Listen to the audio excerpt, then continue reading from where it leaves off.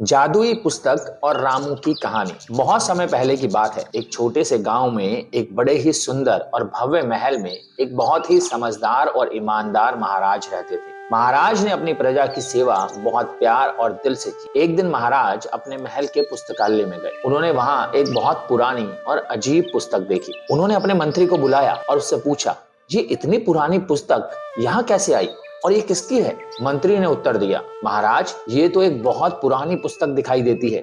लगता है ये बहुत खास पुस्तक है। महाराज ने तुरंत उसे खोलकर पढ़ने का निर्णय लिया। जैसे ही उन्होंने वह पुस्तक खोली, उन्हें बहुत आश्चर्य हुआ क्योंकि उस पर लिखा था जादुई पुस्तक। वह एक ऐसी पुस्तक थी जिसमें कुछ भी लिखा जाता तो वो पूरा हो जाता था। महाराज ने एक अद्भुत शक्ति को देखकर इसे अपने राज्य की सेवा में लगाने का फैसला किया। उन्होंने इस पुस्तक को अपने सबसे विशेष कार्यों में करने में शामिल किया और प्रजा की भलाई के लिए इसका इस्तेमाल करने का आदेश दिया। जल्द ही अद्भुत पुस्तक लोगों का ध्यान और आकर्षण का केंद्र बन गई।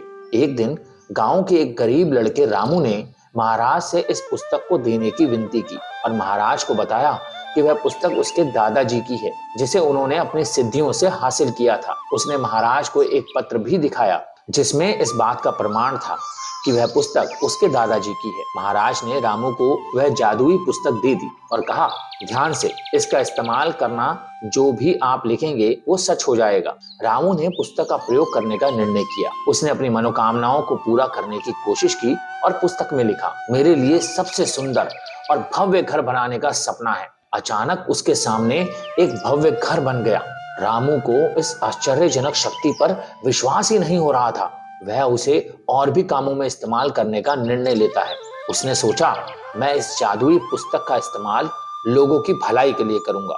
एक दिन गांव में भयानक डाकुओं का हमला हुआ।